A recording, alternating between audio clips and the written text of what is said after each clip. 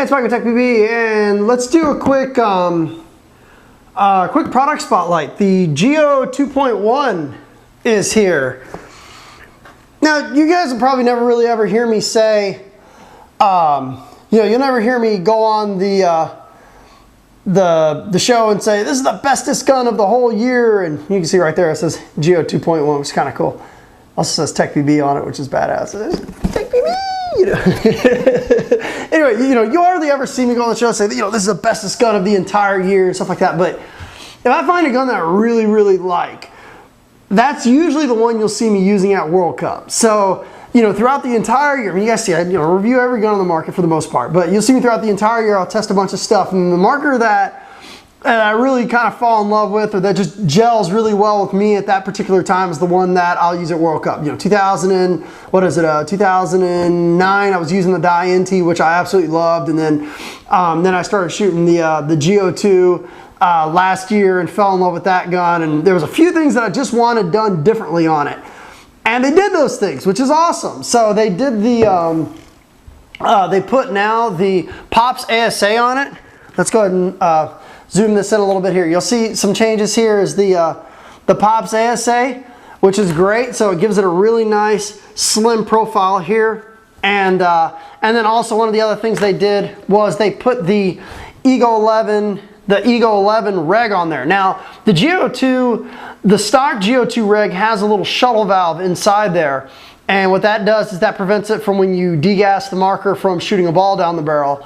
I'm not exactly sure how that little shuttle valve works in there, but I know that's why you can't put standard regs on there. You gotta, the Geo 2 reg is very specific to it with that little shuttle valve. If you take a look at the Geo 2 manual, you'll see what I'm talking about with the that little tiny shuttle valve. It looks like a little miniature golf tee that goes inside. Basically the same thing that's in the fill nipple of your, and it's like a little check valve. So they made it exactly how, when I was using it last year at World Cup, they did it exactly how I wish it was done when I was using the marker last year at World Cup. Now, one thing that's really particular about me, I never really get into pet peeves. I'm basically, grab whatever I want to and go out there and use it and stuff like that. But one thing I don't like at all is anything sticking out on the side of the marker. I don't like fill nipples, I don't like gauges, I don't like macro line hose. I just want a slim, like if you took a machete and just cut it straight down. That's exactly what I like.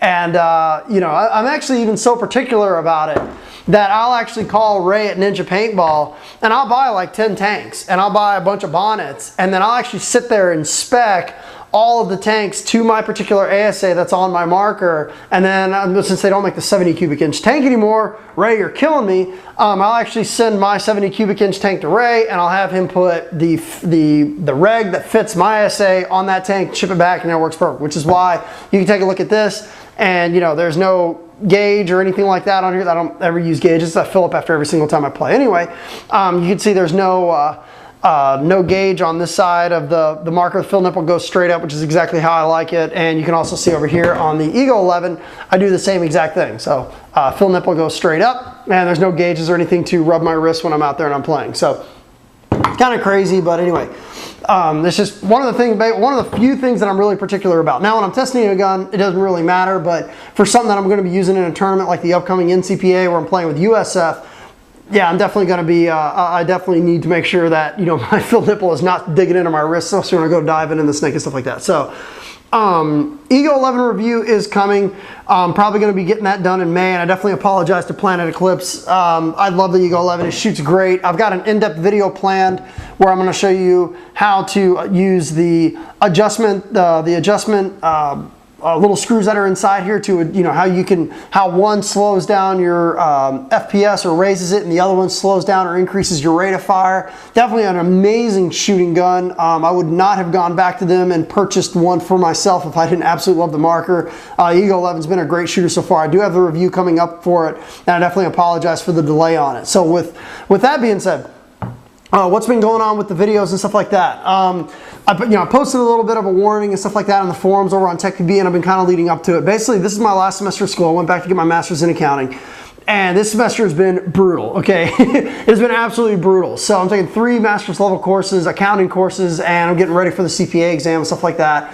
I've got my last exam at the first week of May, and I'm all done with courses at USF, which I'm really excited about. And also, you know, obviously we launched marker bids, and then we launched hobby bids, and we also just moved into this new place, and we're still doing the radio show, and also we were doing all the changes over on TechPB and stuff like that, and Willie's been doing a good job of getting that site up and running. We got the integrated chat now, which is awesome. We got TechPB mobile, which Willie did a good job getting set up with that, and stuff like that. So it's been kind of a semester. It's been this season, this spring season, basically we just dialed back a little bit on the shows, focused on some other things we need to do to ensure good growth for TechPB and ensure good change for the community, things that we were needing to get done. Basically just kind of doing some more administrative stuff and stuff like that. So I'm still out there playing just about every single weekend and stuff like that. I just have not had the time with a Saturday course to be constantly editing video and stuff like that I was doing in the past. Usually I was only taking 2 classes a semester. This semester I'm taking 3, and which basically just increases the workload another 50%, and it's just been brutal this semester. So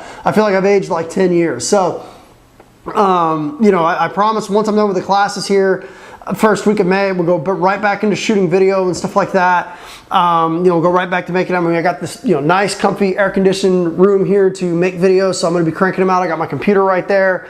My camcorder doesn't ever have to move off the stand, which is great. So it's just this semester, since the middle of January up until now, it's been pretty intense. So it's probably been the most intense couple months I've ever done. And I mean, I'm getting through the class, I'm getting really good grades and stuff like that, but I'm also studying my ass off, which is required. I mean, I'm not interested in taking any of these classes again during the summer by any stretch of the imagination. I want to get this done now and get it over with so that way I can just focus on the CPA exam. So, but we're still here. Things are still going really good, still lining up shows and stuff like that. Just bear with me just for a little while longer, but it's been really crazy. The YouTube channel just went over like 61,000 or something like that, which is pretty crazy, and the views are all still there. So still a ton of people watching the videos, even though I haven't been releasing 3 to 5 a week like I was doing for 3 years. We got a little over 700 videos right now. There's still plenty of content there for people to look at and stuff like that, but I promise you, videos are coming. I'm not